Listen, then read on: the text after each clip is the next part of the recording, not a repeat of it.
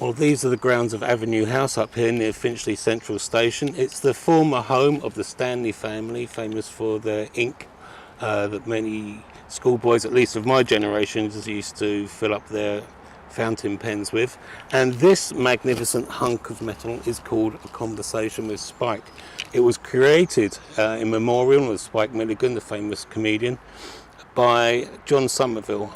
Earlier in the year, I managed to pop up to High Barnet to have a conversation with John to find out exactly how he made it and why. Now, this is the long version of this conversation. I do warn you that there's some horrendous name dropping, and I've had to edit a few little bits for legal reasons, but this is my conversation with John Somerville.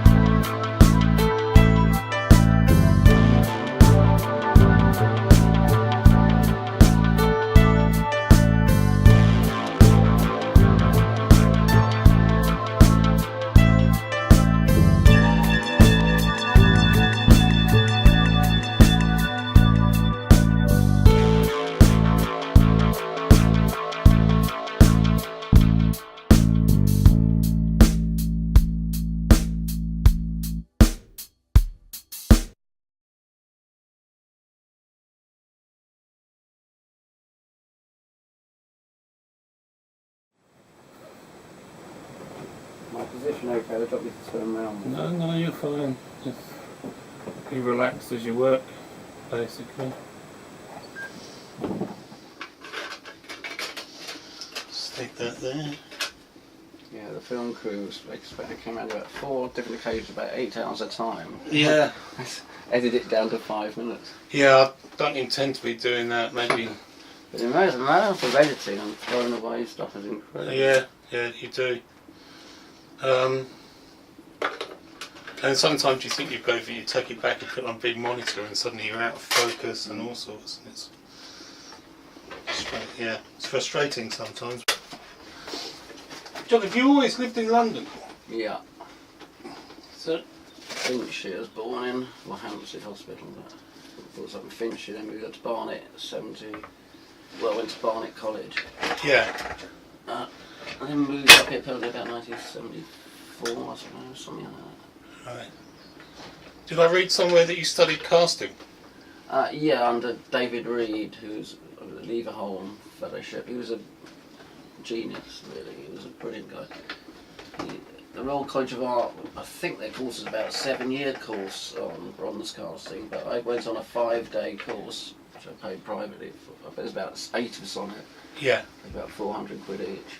Uh-huh. And we did it out in the open at Camden Dock. And in that 5 days, I learnt enough to I not only cast 2 pieces for the first time, my own in bronze, and took them home, but I also learnt enough to build an actual foundry afterwards and cast all my own work. Wow. The guy was incredible. In fact, he's the guy who's taught most of the younger foundries around, originate from his teaching. Is he still teaching? Yeah, he's still around. And, I haven't seen him for some years, actually. He spends half his time in England, half his time in New Zealand. Oh, well. And then sometimes he gets involved with the foundry, becomes a sort of shareholder. Usually it ends in tears from what I can work out. It usually ends up folding. And yeah. Oh, in fact, yes, I heard a story that I don't know whether one should repeat this, but there's an infinite number of things that can go wrong. So. Yeah, but there's a lot of opportunities for fountains in London now. I've heard that story. I don't think I'd want to tackle one. Really? The engineering is really tricky. Okay, so it's not just designing an outside No, fascia. because it's got to work. The water flow has got to be right. It must carry on, 24 hours a day, 7 days a week, 365 days a week, a year, without sort of clogging, without anything going wrong, without having to keep calling in people to get it going again, all that sort of thing. Oh, Benini and people like that managed it in. I suppose they probably did. To be honest, I don't really know if they did the engineering or just the design. Well, they had gravity fed. Most of it, they're gravity fed, aren't they? Well, I think they've been augmented now with pumps. That's right. Because the water table's dropped or something. Yeah. But amazing pieces of engineering over there. Avenue House, I don't know if you know this, but that for the last 150 years, that's all been. The whole thing is self-sustaining, self-watering through. They've got 7 wells and a whole system of hydraulics, which has been there since 1840s, I think. Which one's Avenue House? This is where I got my statue of Spike Milligan in Finch. I've got to go there. I've got to go there and see. I got an invite to meet Joanna Lumley there in March. Oh, you'll like her. I know her. Yeah. She's basically she's become the president or chairman of the Finches Society. Oh, okay. And she's going. I think the BBC want to film her in Avenue House sitting on the bench, and I'm invited in the morning for the filming, and then in the afternoon we go for dinner. Oh, lovely. So that'd be nice. I saw her. This must have been about. Well, it was when she was defending the rights of the Gurkhas at Parliament.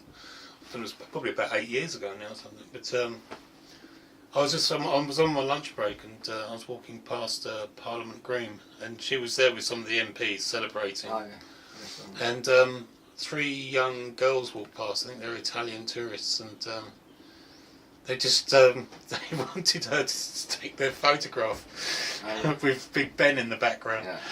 They don't know who she was. No, absolutely not. She went. She went straight into Patsy mode. She was like, "Oh yes, darling, yes, sweetie." Yes. I just say she does talk like that. Yeah, she's brilliant. I was in the Tower of London. A friend of mine had an exhibition. I'll show you a brochure at some point. I've got a book here. Frances Siegelman, you see the blonde woman there, do you know her? She's often on telly. She's now Lady Frances. She's a sculptor. She helps me occasionally. Yeah.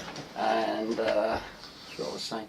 Oh yes, she had an exhibition, Frances, at the Tower of London, and she sculpts people in front of an audience. So Joanna was there to be sculpted. Right. And because I've met her before, but only once, I think, or twice. Because she was one of the patrons of the Spike Milligan statue. Oh, okay. She helped to raise the funds. And Diana kept saying to me, go and say hello to her. I said, no, she won't remember me and the rest of it. And she stayed about 10, 12 feet away, and I kept sort of looking towards her. And I noticed she was sort of looking at me a couple of times, so we were just doing that embarrassing thing. And the next thing, she comes charging over, grabs me, kisses me on both cheeks, said, John, how are you? Yeah, brilliant. Kissed them both. John didn't wash for a month. Oh, bless. She was just so lovely. Yeah, and that was, I hadn't seen her for about 3 years, since before my stroke and everything. Yeah. And I'm amazed that she remembered me. Oh.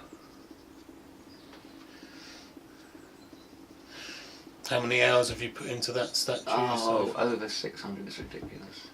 But I've had to trade, well, basically, because I've now only got one arm, one eye, one leg.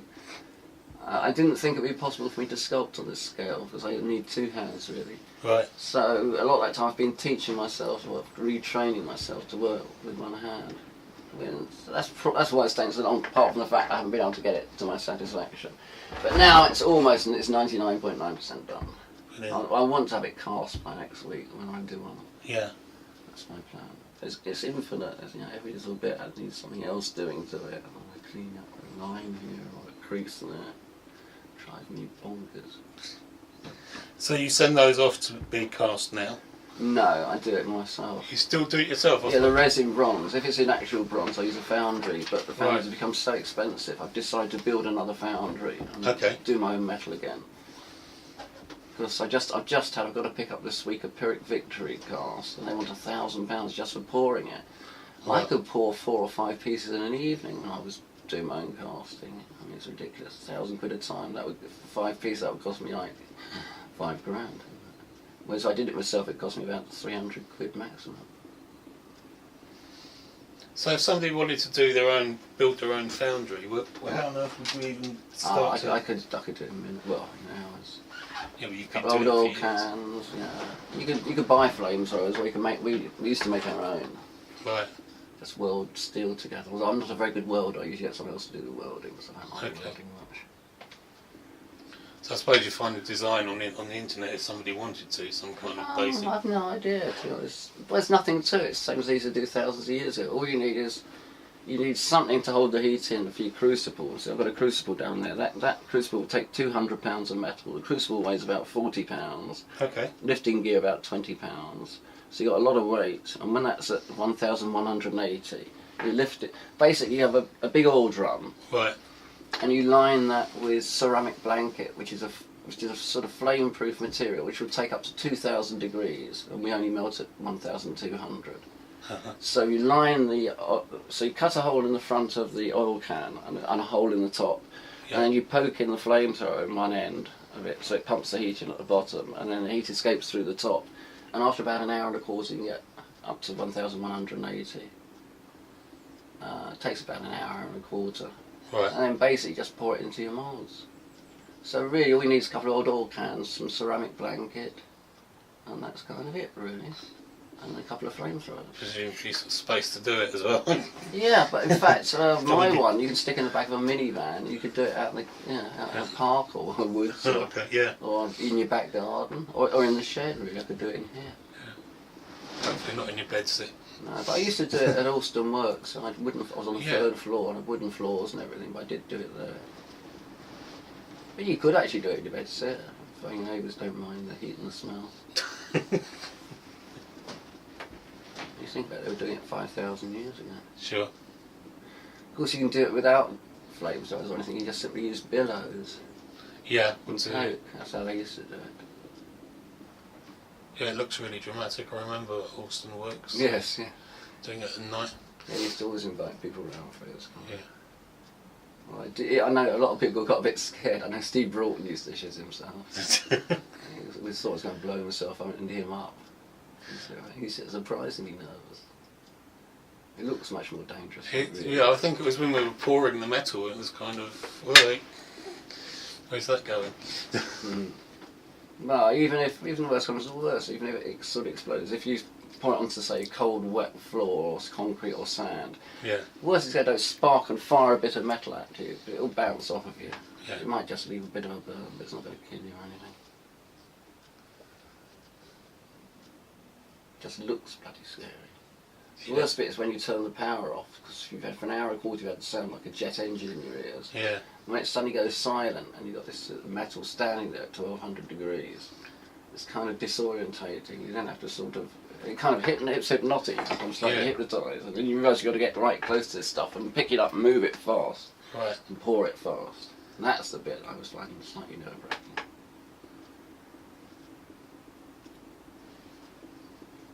But Damien always used to help me. Yeah. And Bob and a few other people. Irish Paul.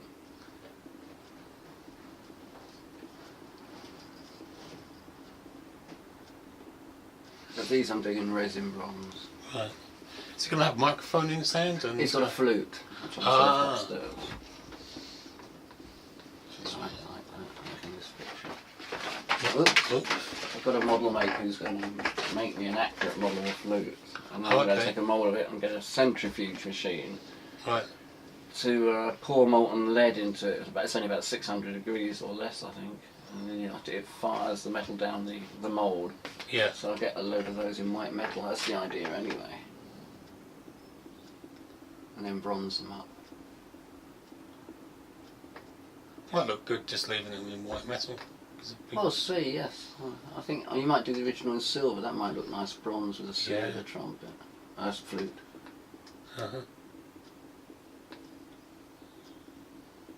Is this actually being commissioned by somebody? This is the difficult bit. I'm doing it through a guy called Simon, a third party. Over a year ago he asked me to do it. Yeah. He's paid me some money towards it. But he's been liaising with the family, the Anderson family, who run all his affairs and that. Right.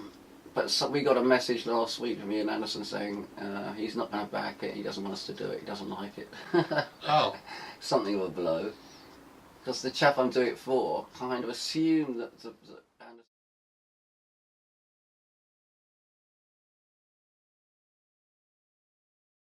Still at some point. I'll sell some, you know, only sell half a dozen, that'll be okay. Yeah. I mean, it's been just very good practice for me. Looks great. Well, the thing is, if quite often I don't like a lot of my stuff I don't like. This actually I think is quite good. I can't. So I'm not worried that I've done a bad job or anything, which is what would worry me most. Yeah. So I think probably the family simply don't want to be involved in it, you know, promoting somebody else's idea and that. They probably just don't want to be involved, that's all it is, I reckon. I don't think it's anything to do with the quantity. Well, when he asked specifically what the problem was, they said his eyes were too bulgy, but look at his eyes there. Yeah. That's his trademark, isn't it? And his beard wasn't wispy enough, so I'm trying to make it a bit more wispy. That's the only feedback I got. Oh.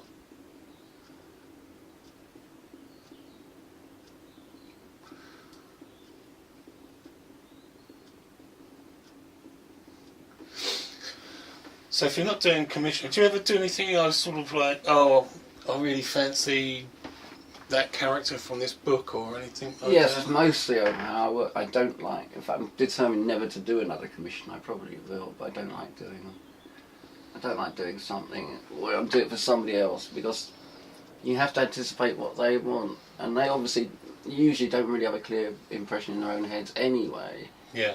And then they're, you know, often disappointed because they got some kind of vague picture in their head but not sure exactly what, and they can't transfer that to you, the idea.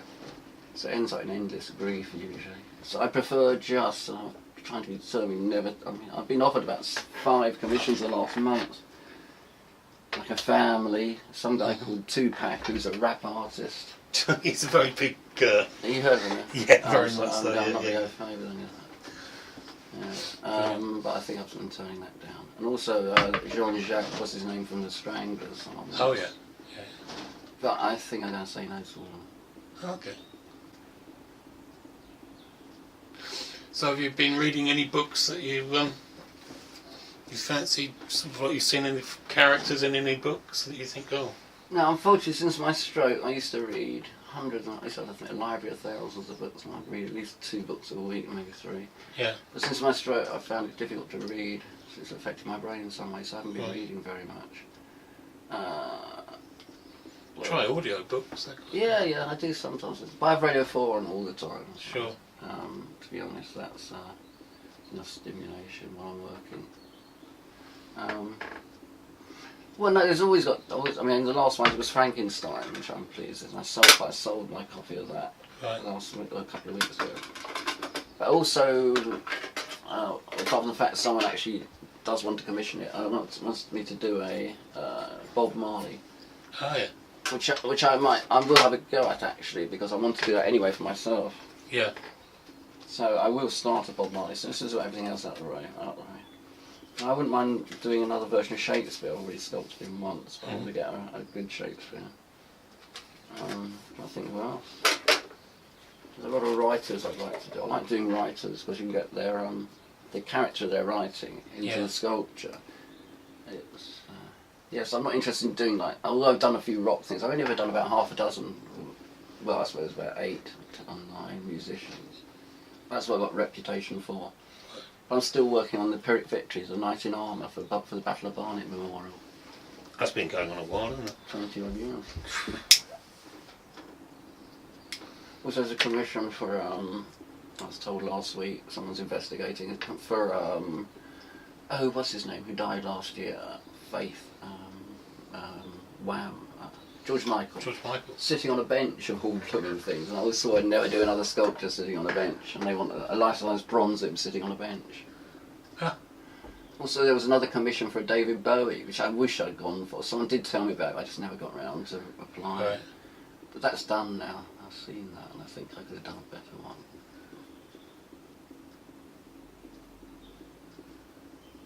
That's the thing at the moment now, over the next sort of 20 years, and that was famous rock star's going to die, and I suppose I'm in the frame for being offered the commissions for doing their statues. So that'll probably be the big thing. Instead of generals these days, it'll be rock stars and movie stars, I guess.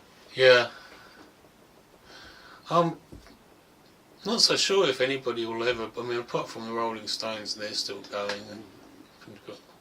But I think some of the greats from the 60s, 70s, 50s, 60s, 70s. I think they're the kind of the biggest that some of these things will ever be in a way. Yeah, I you know? agree. Yeah, so it's sort of period. Because there's so many. All periods now. of art have their sort of renaissance. Yeah. In painting, sculpture, and music, obviously, classical music, 19th century. But there's not many long stayers. At the moment, No. it'd all be it would tend to be like Stones, well, the Kinks, Stones, Yeah. The Who, people like that. The Eternals. I think rock stars look much better when they're older anyway.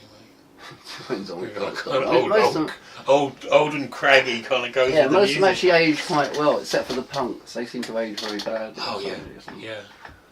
Yes, it's hard to age dignifiedly when you're a punk. So Well, for some reason, they all look older than the rockers before them. They turned up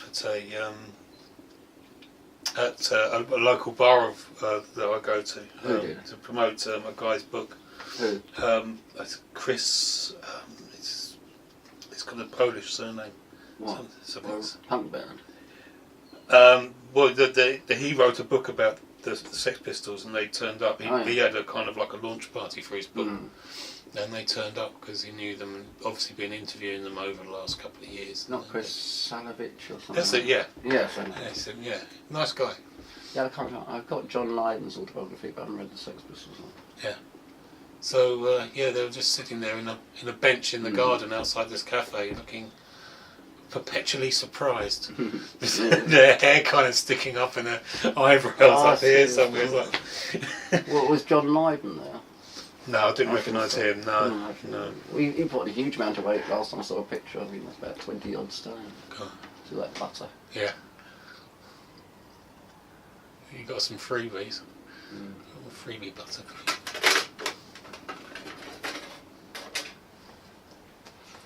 Do you ever know my mate Nick Reynolds, Bruce Reynolds, the great trade robber's son? Yes, yeah, I met him a couple He of was times. on Radio 4 yesterday afternoon. Because he does death masks. Yeah, in fact he was doing one... He did Malcolm Cannon. Ah. That's what they were talking about. So I did the first one with him. I taught him how to do it. I seem to remember getting on a tube train with him once with a death mask of some... Well, it would have been coming from here, no doubt. Yeah. I used to do them around my studio. He had some... Yeah, it would be George Tater's Chat-Up. Hmm. I've got a book, I've just got a picture somewhere if you want to see it. I'll find it. Yeah, but that's how I got to know all the great train robbers and the murderers and everybody, that crowd.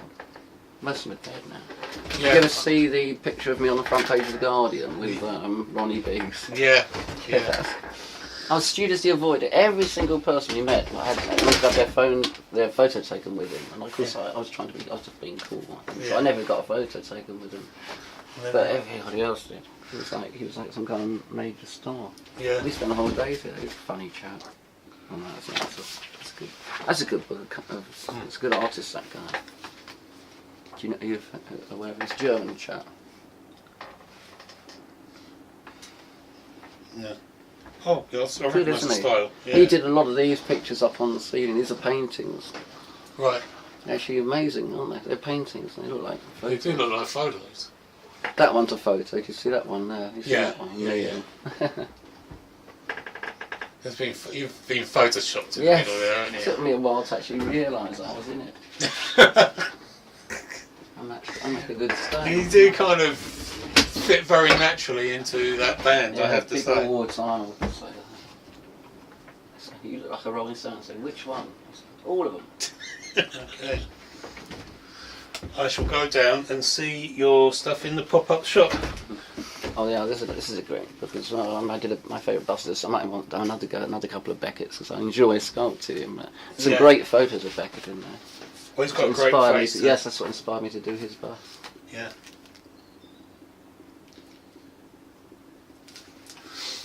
That's great, John. Thanks very much. I'll let you carry on. That's nice, my friend. Yes. That crowd. Most of them are dead now.